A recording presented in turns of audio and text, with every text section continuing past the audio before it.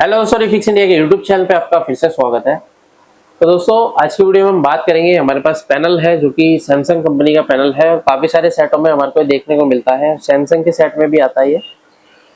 तो अभी क्या है, इसके अंदर जो प्रॉब्लम है वो मैं आपको दिखाता हूँ किस तरह की प्रॉब्लम हमारे को इसके अंदर देखने को मिल रही है। जैसे हम सेट को ऑन करते हैं तो यहाँ पे अगर आप देखेंगे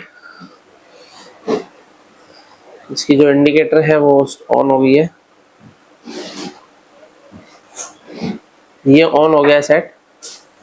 और देखिए दोस्तों, जब ये हमारा सेट ऑन हो जाता है तो यहाँ पे अगर आप देखेंगे तो पिक्चर पे हमारे को कोई भी हलचल नजर नहीं आ रही है, यानी कि पैनल पे हमारे को कुछ भी नजर नहीं आ रहा है। इसका मतलब क्या है, पैनल हमारा नो पिक्चर कंडीशन में है, यानी डेड कंडीशन में है। तो बेसिकली क्या होता है कि ये जो पैनल है सबसे ज्यादा इसके अंदर कॉमन प्रॉब्लम क्या रहती है, यहाँ पे अगर आप देखेंगे तो इसके अंदर अगर आप यहाँ पे देखेंगे तो कुछ सी के भी ट्रैक होते हैं। यहाँ पे अगर आप देख सकते हैं ये हमारे सी के भी ट्रैक है। और यहाँ पे भी आप देखेंगे तो साइड में भी ये सी के भी ट्रैक है, यानी कि लेफ्ट और राइट दोनों साइड इसके सी के भी ट्रैक होते हैं। तो सबसे ज्यादा इसके शॉर्ट होने से हमारे जो पैनल के अंदर क्या है, नो पिक्चर कंडीशन में ये पैनल चला जाता है। तो अभी क्या है, इस पैनल की ये सी के भी कटिंग करेंगे और कटिंग करने के बाद देखते हैं क्या प्रॉब्लम हमारी निकलती है। कई बार सेट ओके हो जाता है, कई बार नहीं भी होता। लेकिन कटिंग करने से पहले पीसीबी की हम सभी वोल्टेज को चेक करेंगे, क्योंकि क्या होता है कि जब भी आप पैनल इस तरीके से आते हैं और मोस्टली टेक्नीशियन क्या काम करते हैं, इसके ट्रैक काट देते हैं। तो ट्रैक काटने से पहले क्या है दोस्तों, आपको पहले ये चीज देखनी है कि प्रॉब्लम है कहाँ पे, उसके अकॉर्डिंग पैनल पे काम करना है। अगर आपके पास भी इस तरीके के पैनल रिपेयर होने के लिए आते हैं, आपको रिपेयर करने में प्रॉब्लम आती है, तो आप हमारे ट्रेनिंग ले सकते हैं। ट्रेनिंग लेने के लिए नीचे दिए कॉन्टैक्ट नंबर पर कॉन्टैक्ट कर सकते हैं, जिसमें आपको ऑनलाइन ऑफलाइन दोनों तरह की ट्रेनिंग दी जाती है। तो चलिए अभी क्या है, यहाँ पे हम वोल्टेज चेक करते हैं। तो वोल्टेज चेक करने के लिए मल्टीमीटर को सेट कर लेता हूँ डीसी वोल्ट की रेंज पे। और यहाँ पे जो है देखते हैं, यहाँ पे जो वोल्टेज आ रहा है हमारा 12 वोल्ट की सप्लाई आ रही है। और ये जो 12 वोल्ट की सप्लाई है ये हमारी जाती है डीसी टू डीसी आईसी में। तो यहाँ पे अगर आप देखेंगे तो डीसी टू डीसी आईसी इसके अंदर ये लगी हुई है। SM4186 आईसी का यूज किया गया है इसके अंदर। तो यहाँ पे क्या है, जब ये डीसी टू डीसी आईसी हमारी काम करती है तो इसके अंदर हमारी वोल्टेज अलग अलग बनना स्टार्ट होती है। जैसे कि आप यहाँ पे देखेंगे 1.8 वोल्ट हमारा बन रहा है। और यहाँ पे अगर हम देखते हैं तो हमारे को 3.3 वोल्ट भी मिल रहा है। और भी वोल्टेज अगर हम चेक करते हैं तो यहाँ पे हमारे को कोई भी वोल्टेज नहीं मिल रहा है। यहाँ पे देख सकते हैं कोई भी वोल्टेज अभी हमारे को देखने को नहीं मिल रहा है। तो यहाँ पे अगर आप देखेंगे तो यहाँ पे लिखा है वी ऑन, मतलब वीजीएच वोल्टेज। तो वीजीएच पे भी हमारे को कोई भी वोल्टेज जो है नहीं मिल रही है। तो अभी क्या है कि सबसे ज्यादा यही प्रॉब्लम हमारे को देखने को मिलती है कि पैनल की पीसीबी के ऊपर कोई भी वोल्टेज नहीं बनती है, यानी 3.3 वोल्ट, 12 वोल्ट, 1.8 वोल्ट बनता है, लेकिन सेकेंडरी की कोई भी वोल्टेज नहीं बनती है। तो इस कंडीशन में क्या काम करते हैं, सीकेबी ट्रैक को कट करते हैं। तो देखिए, सीकेबी ट्रैक को कट करने से पहले हमारे को और भी चीजें इसके अंदर देखनी पड़ेगी, क्योंकि इसके अंदर अगर आप यहाँ पे देखेंगे तो ये जो एलवीडीएस का जो कनेक्शन है, ये एलवीडीएस जो हमारा डाटा इनपुट होता है इसके अंदर, वो हमारा जाता है इस पॉइंट पे। यहाँ पे अगर आप देखेंगे तो ये पॉइंट है। इसके अंदर जो टीकॉन आईसी है वो टॉप आईसी के अंदर ही कंबाइंड है। तो होता क्या है कि यहाँ से जब हमारी वोल्टेज या सिग्नल जो होते हैं जो हमारे टीकॉन आईसी के अंदर जाते हैं, तो टीकॉन आईसी से इनेबल वोल्टेज हमारी आती है, जिससे हमारी डीसी टू डीसी आईसी काम करना स्टार्ट करती है। तो अभी क्या है कि अगर टीकॉन आईसी हमारी काम नहीं करेगी तब भी हमारी DC to DC IC proper तरीके से वर्किंग में नहीं आएगी। तो उसको चेक करने के लिए सबसे पहले मैं एक प्रोब को ग्राउंड में लगा लेता हूँ। और यहाँ पे हम चेक करेंगे कि देखिए, यहाँ पे हम चेक करेंगे कि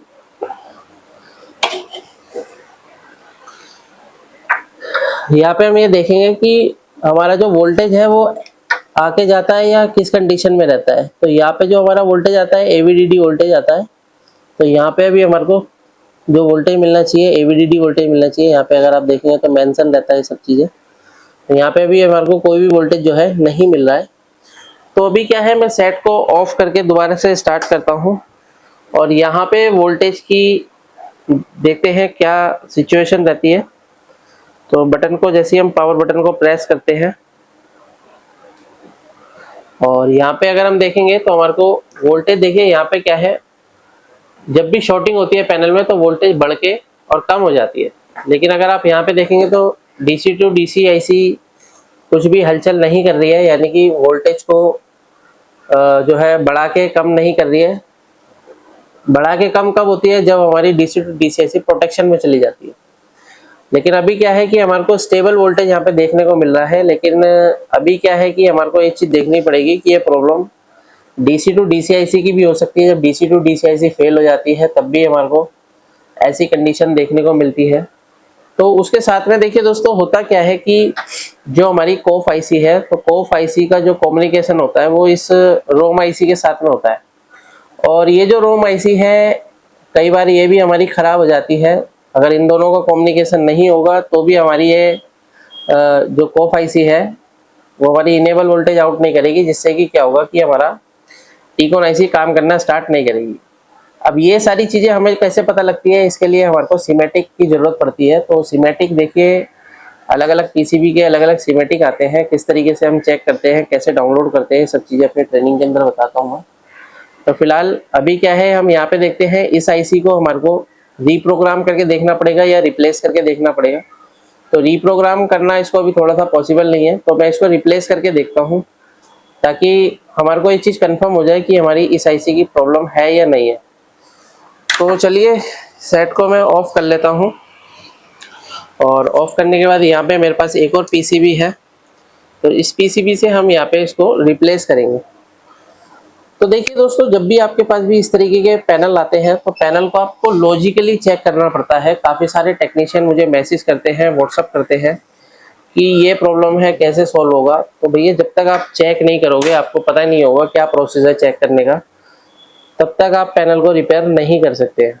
पैनल को अगर आपको प्रॉपर तरीके से रिपेयरिंग सीखनी है तो आपको ट्रेनिंग लेनी पड़ेगी, जिससे कि आप अपने काम को आगे बढ़ा सकते हैं। तो यहाँ पे हम इस आईसी को निकालते हैं। ये हमारी रोम आईसी है, जो कि हर पैनल में लगी होती है, लेकिन वो उसके अंदर जो सॉफ्टवेयर होता है वो टीकॉन आईसी के अकॉर्डिंग सॉफ्टवेयर इसके अंदर डाला जाता है। तो यहाँ से हम इसको निकाल लेते हैं फिनिशिंग से।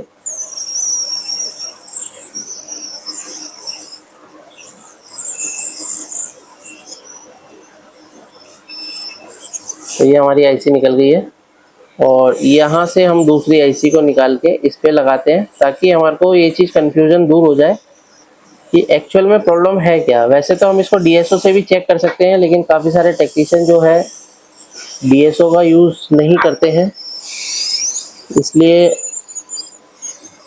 उनके लिए जो मैं वीडियो बनाता हूँ तो इसीलिए बनाता हूँ कि मैं डीएसओ का यूज़ कम ही करता हूँ, ताकि आप लोगों को भी रिपेयर करने का प्रोसेस पता चले।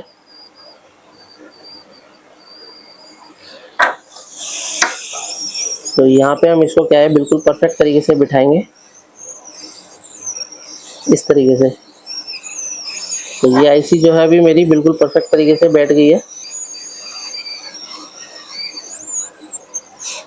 अभी क्या है कि इस आईसी को क्या है, हमारे को थोड़ा सा क्लीन करना पड़ेगा। हमने इस पे पेस्ट लगाया है, तो आईसी को थोड़ा सा क्लीन करते हैं, थोड़ा सा रीसोल्ड करते हैं, ताकि प्रॉपर तरीके से इस आईसी की कोई पिन छूट ना जाए।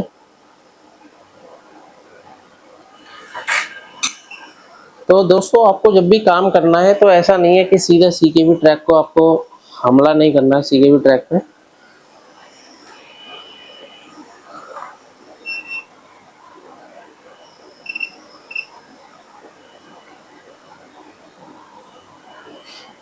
तो यहाँ पे क्या है, हम इसको थोड़ा सा रीसोल्ड कर लेते हैं इस तरीके से।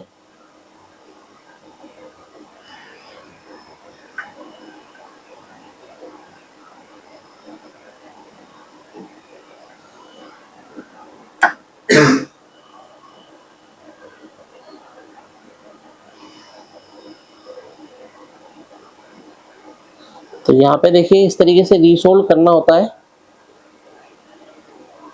सभी पिनों को।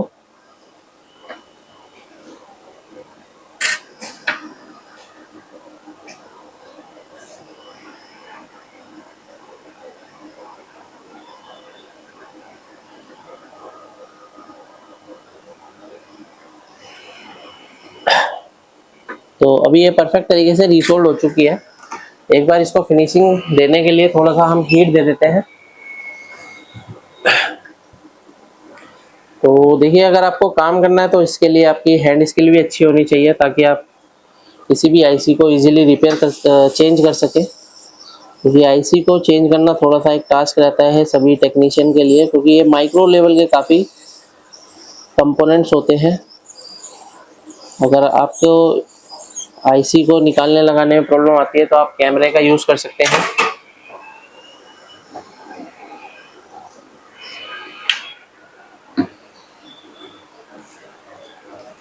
तो इस तरीके से हमारे को इसको क्लीनिंग करनी है। तो अभी क्या है, ये हमने यहाँ पे क्लीन कर दिया है, और क्लीन करने के बाद इसको हम दोबारा से स्टार्ट करके देखेंगे। और यहाँ पे फिर से हम यहाँ पे मल्टीमीटर की प्रोब को लगा के रखेंगे, ताकि हमारे को वोल्टेज की सिचुएशन पता लगे। तो यहाँ पे अगर आप देखेंगे तो अभी वोल्टेज जो है हमारा बिल्कुल परफेक्ट बन गया है, बिल्कुल ओके है। और यहाँ पे अगर आप देखेंगे तो ये हमारा 33 वोल्ट बन गया है, यानी कि वीजीएच वोल्टेज ओके है। और वीजीएल वोल्टेज अगर देखते हैं तो वीजीएल भी हमारा ओके है। तो वोल्टेज तो इसके अंदर बन गई है। तो वोल्टेज इसलिए बन गई है क्योंकि अभी बिना ऑन करे इसके अंदर सप्लाई इनपुट हो रही है। तो सेट को क्या है, मैं ऑन करता हूँ। अभी मेरा सेट स्टैंड बाई में ही है, और इसकी जो सप्लाई है वो डायरेक्ट है, क्योंकि ये टेस्टिंग का बोर्ड है मेरा। यहाँ पे अगर आप देखेंगे पिक्चर हमारी बन गई है। यहाँ पे अगर आप देखेंगे तो पिक्चर बिल्कुल परफेक्ट तरीके से हमारी बन गई है, और वोल्टेज भी हमारी सभी ओके है। तो यहाँ पे आप ये देख सकते हैं फर्स्ट क्लास तरीके से पैनल हमारा स्टार्ट हो गया है। तो दोस्तों, अब इसके अंदर अगर आप देखेंगे तो इसके अंदर कोई कटिंग हमने नहीं करी है, और जो इसके अंदर प्रॉब्लम थी वो हमारी ये रोम आईसी के खराब होने की वजह से ये पैनल हमारा नो पिक्चर की कंडीशन में था। तो इस तरीके से आप किसी पैनल को आसान तरीके से रिपेयर कर सकते हैं। अगर आपके पास भी इस तरीके के पैनल आते हैं तो आप ट्रेनिंग लेके अपना काम कर सकते हैं, काम को आगे बढ़ा सकते हैं। वीडियो आपको पसंद आते हैं वीडियो को लाइक करें, शेयर करें, कमेंट करें। Thank you.